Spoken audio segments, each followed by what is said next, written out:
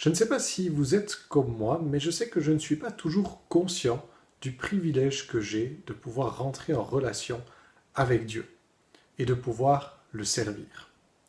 Si l'on a grandi dans une église, cela peut peut-être paraître un peu normal. On a entendu l'évangile depuis très longtemps. On y est d'une certaine manière habitué à cette grâce de pouvoir nous approcher du Seigneur. Peut-être n'avons-nous aussi pas pleinement idée de ce qu'est la sainteté de notre Dieu.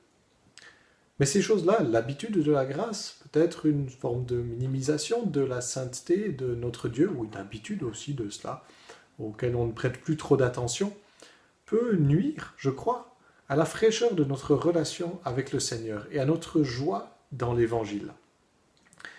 Mais il y a un livre de l'Écriture, beaucoup certainement le pourraient aussi, mais un livre en particulier qui récemment m'a parlé à ce sujet et qui me semble pouvoir nous aider à reprendre conscience de ces choses. C'est le livre du Lévitique que je suis en train de relire en ce moment dans ma lecture continue de l'Écriture, parce que, comme le dit Paul, l'apôtre Paul, toute l'Écriture est inspirée de Dieu et utile pour enseigner, pour convaincre, pour corriger, pour instruire dans la justice, afin que celui ou celle qui appartient à Dieu soit formé et équipé pour toute œuvre bonne. Cette vérité dont parle l'apôtre n'est peut-être pas évidente à comprendre au premier abord lorsqu'on arrive au Lévitique. Le Lévitique, pour ceux qui ne le connaîtraient pas, c'est un livre de loi, troisième livre de la Bible, qui est rempli de toutes sortes de lois en tout genre, avec toutes sortes de détails sur ces lois dont on ne comprend plus toujours le sens aujourd'hui. Pourtant, comme la parole de Dieu a toujours raison, ce livre doit bien avoir une utilité. Et à force de le lire et de le relire, et comme beaucoup d'autres passages bibliques avec lesquels on a peut-être des difficultés, on y trouve des choses précieuses pour notre foi. Alors j'aurais pu vous proposer de regarder plusieurs passages de ce livre. Il y a beaucoup de choses qui sont similaires, des formes de répétition aussi dans ce livre. Mais je vous propose de regarder à un passage qui m'a frappé en ce sens il y a quelques jours et qui m'aide justement à mieux saisir le privilège d'être en relation avec Dieu. Et je lis dans le livre du Lévitique, donc, chapitre 21, les versets 16 à 24. L'Éternel dit à Moïse, « Transmets ces instructions à Aaron. Aucun de tes descendants qui, au fil des générations, aura un défaut corporel ne s'approchera pour offrir la nourriture de son Dieu. Aucun homme avec un défaut corporel ne pourra s'approcher, qu'il soit aveugle, boiteux, défiguré ou difforme, qu'il ait une fracture au pied ou à la main, qu'il soit bossu ou nain, qu'il ait une tache à l'œil, la gale, une dartre ou les testicules écrasés. Aucun homme de la tribu du prêtre Aaron avec un défaut corporel ne s'approchera pour offrir à l'Éternel les sacrifices passés par le feu. Il a un défaut corporel, il ne s'approchera pas pour offrir la nourriture de son Dieu.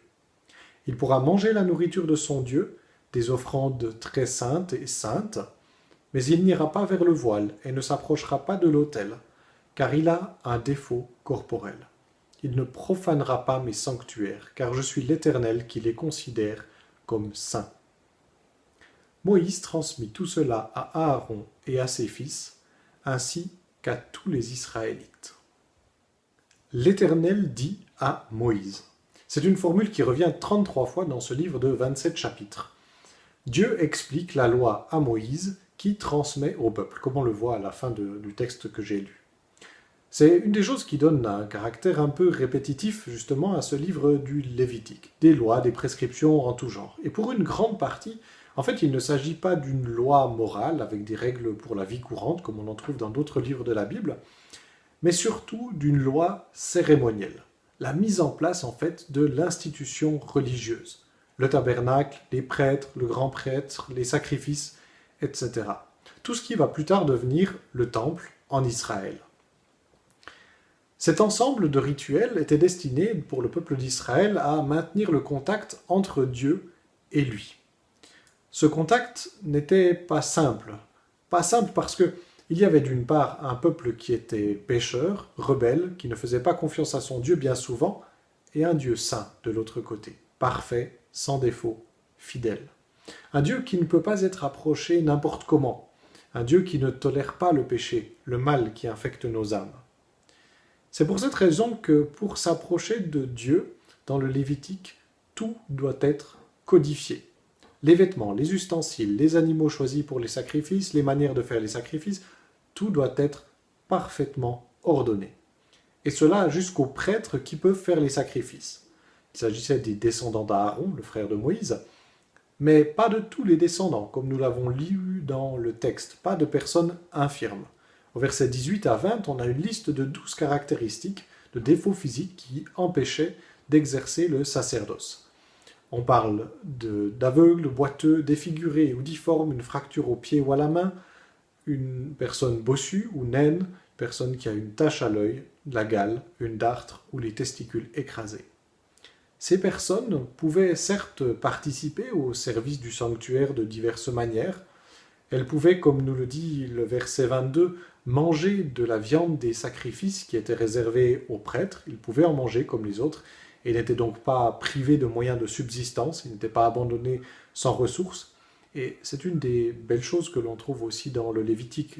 Malgré une loi qui paraît souvent rigide, complexe, il y a comme cela quelques signes de grâce dans toutes ces règles, notamment une attention aux plus fragiles.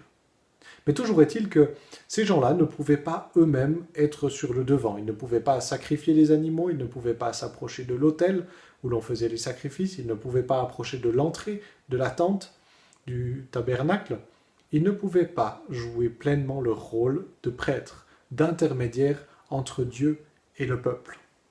Ces gens-là menaient certainement une vie étrange, toujours à l'arrière-plan, à cause d'une infirmité à laquelle il ne pouvait rien en somme. Une vie étrange qui était peut-être porteuse de certaines leçons spirituelles, si l'on réfléchit à ce que pouvaient ressentir, vivre ces personnes. Peut-être un apprentissage de l'humilité, ne pas être au premier plan, contribuer aux choses sans prendre les devants, sans être sous le feu des projecteurs. C'est intéressant de réfléchir à ce que cela pouvait produire chez ces gens. Peut-être de l'amertume chez certains, peut-être de l'humilité, du respect pour la sainteté de Dieu, se disant finalement que Dieu fait ce qu'il veut, et qui sommes-nous pour contester? Certainement que les uns et les autres vivaient cela de manière diverse. Mais il y a bien une question que l'on peut se poser en regardant ce texte, comme une bonne partie des règles du Lévitique. À quoi tout cela rime-t-il? Pourquoi imposer toutes ces règles? Pourquoi imposer cette vie à des personnes qui n'y pouvaient rien? Et même plus largement, pour toute l'institution.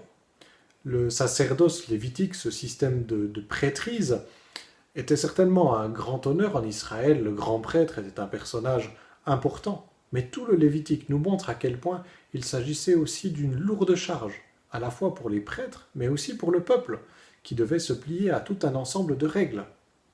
Pourquoi imposer tout cela à ce peuple?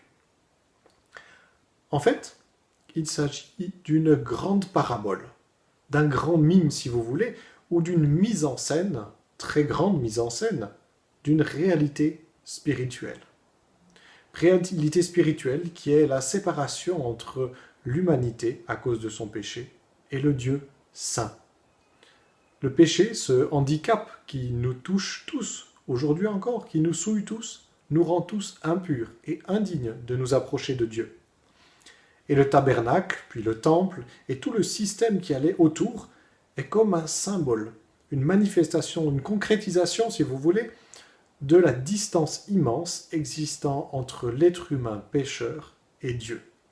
L'accès à Dieu ne se fait pas comme cela, à cause de notre péché. Les choses étaient si compliquées qu'il fallait la mort d'un animal pour permettre d'accéder à Dieu, les sacrifices. Un symbole de la pureté de Dieu dans tout cela, sans tache ni défaut. Ce Dieu extraordinaire du psaume 93 dont il est dit « La sainteté convient à ta maison. La sainteté convient à ta maison. » On ne peut pas s'approcher de Dieu sans être saint. Mais tous ces sacrifices ne pouvaient pas rendre saint. Ils n'étaient qu'une parabole, parce que comme nous le dit l'Épître aux Hébreux, les sacrifices d'animaux n'ont jamais permis réellement d'ôter le péché. Tout cela n'était qu'un rappel du péché, de la séparation entre l'humain et Dieu. Ces choses que nous pourrions être tentés d'oublier lorsque nous nous croyons suffisamment bons pour nous présenter devant Dieu. Il s'agissait en fait d'une manière de toucher les cœurs du peuple, de lui faire comprendre les choses. Et pour nous aussi, de nous faire encore aujourd'hui comprendre ces choses. Et si vous vous projetez un peu dans la vie de ces personnes à l'époque, cela fonctionne, je crois. Dans toutes ces règles, il y avait un rappel permanent de cette réalité. On ne peut pas s'approcher de Dieu n'importe comment. Et lorsque j'ai lu il y a quelques jours, justement, le passage que j'ai lu là, à l'instant, j'ai été touché particulièrement. Le verset 20 parle de gens qui ont une tache à l'œil et qui ne peuvent donc pas s'approcher de Dieu. J'ai moi-même une tache à l'œil, qui est trop petite pour que vous puissiez la voir à l'écran. Cela m'a fait réfléchir. On ne sait pas vraiment de quoi il parle dans le texte biblique, puisque le mot qui est employé pour cette tache n'apparaît nulle part ailleurs dans la littérature biblique. Donc on n'arrive pas bien à comprendre de quoi il s'agissait exactement. Toujours est-il que ça m'a fait réfléchir. Qu'est-ce qui fait que nous croyons que nous pouvons accéder à Dieu? À cette époque-là, il y aurait eu toutes sortes de raisons qui auraient pu nous en empêcher. Nous empêcher de faire partie pour autant qu'on soit lévite, faire partie du service de l'autel, de participer à cela véritablement. Peut-être aurais-je été parmi ces personnes qui pouvaient participer, mais de loin seulement, en restant à distance. Je ne sais pas dans quelle disposition de cœur nous aurions vécu cet éloignement par rapport à Dieu, cet éloignement par rapport au centre de l'action même, pour ce qui est de ces personnes dont parle notre texte. Mais probablement, cette situation nous aurait-elle fait, d'une manière ou d'une autre, soupirer après autre chose. Soupirer. Ce mot est très important, je crois, dans notre compréhension du Lévitique. Parce que, à moins que vous ne soyez un grand passionné du sujet des sacrifices dans l'Ancien Testament, la lecture du livre du Lévitique pourrait vous faire soupirer. Que ce soit par incompréhension, que ce soit face à des complexités étranges, que ce soit simplement par lassitude face à des répétitions. Mais nos propres soupirs nous permettent d'imaginer un petit peu les soupirs de ceux qui ont porté le poids de cette institution, du peuple qui devait ainsi sacrifier des animaux, se soumettre à toutes sortes de règles sur la pureté et l'impureté. L'institution du Lévitique, si grande, glorieuse qu'elle ait pu être, fait soupirer après autre chose. Lisez et mettez-vous à la place des prêtres, des personnes qui devaient faire les sacrifices. Donnez vie dans votre esprit à cette institution. Vous en verrez tout le poids. Et vous verrez l'aspiration à la liberté que cela fait naître.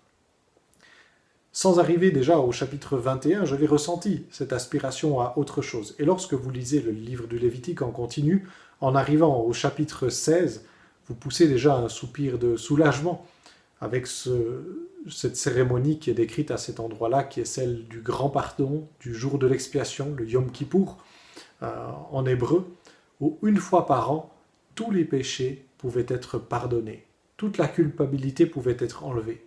Déjà un soulagement. Et pourtant, ce rituel devait être répété chaque année, jusqu'à ce que vienne autre chose. La libération en Christ. Jésus est celui qui a mis fin à toute cette institution du Lévitique. Ce système a fonctionné pendant plus de 1000 ans, sans jamais vraiment permettre de changer les cœurs, sans jamais vraiment permettre de résoudre le problème du péché. Mais dans beaucoup de cœurs, à l'époque où Jésus est venu, tout cela avait créé une aspiration, un soupir après l'intervention de Dieu. Et Dieu est venu lui-même, en Jésus. Jésus, nous dit la lettre aux Hébreux, a agi à la fois comme grand prêtre et comme sacrifice, mais une fois pour toutes, pour tous les péchés. C'est tout le message de la lettre aux Hébreux. D'ailleurs, cette lettre aux Hébreux est incompréhensible, ou en tout cas perd une grande partie de sa saveur si vous ne connaissez pas le Lévitique, autre raison de les lire. Le Lévitique met en avant toute la difficulté de l'accès à Dieu, la grandeur de sa sainteté et toute la souillure qui est la nôtre. Et il crée un contraste qui fait puissamment rayonner la générosité de Dieu en Jésus-Christ. La grâce de celui qui a accepté de venir auprès de nous malgré nos fautes et de mourir à notre place pour que nous puissions retrouver une relation avec lui. C'est lui, Jésus-Christ, qui nous a lavés par son sang, qui nous a rendus saints en lui, libres de tout péché pour que nous puissions accéder à Dieu. Et en pensant à ces descendants d'Aaron avec leur handicap, qui étaient exclus de la plénitude de l'exercice de la prêtrise, je pense à ce verset du Nouveau Testament qui nous dit dans 1 Pierre 2, versets 9 à 10, « Vous, au contraire, vous êtes un peuple choisi, des prêtres royaux, une nation sainte, un peuple racheté, afin de proclamer les louanges de celui qui vous a appelé des ténèbres à sa merveilleuse lumière. Vous qui autrefois n'étiez pas un peuple, vous êtes maintenant le peuple de Dieu. Vous qui n'aviez pas obtenu compassion, vous avez maintenant obtenu compassion. » En Jésus-Christ, tous les chrétiens peuvent accomplir pleinement la mission qui était celle des prêtres. Vivre une vie pleinement consacrée à Dieu pour sa louange et permettre à toute l'humanité de tourner les regards vers son Seigneur. Christ nous a rendus saints, sanctifiés pour cela. Plus besoin de sacrifice puisqu'il s'est déjà sacrifié lui-même une fois pour toutes. Plus besoin de temple puisque c'est l'Église elle-même, l'assemblée des croyants, qui est le temple où l'humanité peut rencontrer Dieu, qui rend témoignage à sa sainteté et à sa bonté. Tout cela, nous le savons probablement si nous fréquentons les églises depuis quelque temps. Peut-être que nous nous y habituons parfois. Mais quelle grâce quand nous y réfléchissons. Chacun de nous, quel que soit ses tares physiques ou morales, peut accéder à cette vocation extraordinaire parce que Jésus est mort à notre place, parce que Dieu nous a sauvés. Nous pouvons être en relation avec Dieu, tout simplement. Nous pouvons le servir, tout simplement. Notre sainteté ne repose pas sur notre physique ou nos qualités morales, sur ce que nous arrivons à faire. Elle repose sur Christ. Relisons le Lévitique. La grâce de notre Dieu est extraordinaire. Mais si vous vous êtes habitué à cette grâce, si elle fait un peu moins vibrer votre cœur, si vous avez simplement envie de vous en réjouir plus en profondeur, le Lévitique pourrait vous y aider. Nous comprenons peut-être intellectuellement la nouveauté de ce qu'a accompli notre Seigneur Jésus. Mais une plongée dans ce livre un peu étrange nous aide, je crois, à la ressentir plus fortement. Alors peut-être que vous faites partie de ceux qui ont un peu plus de temps pour lire en ce moment. Je vous encourage, relisez ce livre, ou lisez-le si vous ne l'avez encore jamais fait. C'est peut-être celui qu'on a laissé de côté parfois. Beaucoup de choses dans ce livre pourraient vous échapper, comme beaucoup de choses m'échappent, mais ce livre nous fait soupirer. Et par le contraste qu'il crée, il nous aide à nous réjouir de la beauté de ce que Dieu a accompli en Jésus-Christ. Peut-être que nous ne trouverons pas quelque chose d'essentiel à apprendre à chaque verset, je ne crois pas, mais l'ensemble fait naître certains sentiments en nous. Il y a aussi des chapitres merveilleux, des choses très intéressantes, bien sûr, mais l'ensemble nous fait soupirer après autre chose. Gloire à Dieu, nous connaissons cette autre chose, puisqu'elle est arrivée en Christ. Pendant 1000 ans, les Israélites, plus de 1000 ans, ont pu soupirer après cette nouveauté que nous avons la grâce peut-être d'avoir entendue depuis que nous sommes enfants. En Christ, nous avons, par la sainteté de Christ, un accès plein, entier à notre Seigneur. Puisse ce livre de Dieu, ce livre de la parole de Dieu, nous aider à nous en réjouir. À celui qui nous aime, qui nous a lavés de nos péchés par son sang, et qui a fait de nous un royaume des prêtres pour Dieu son Père, à lui soit la gloire et le pouvoir au siècle des siècles. Amen.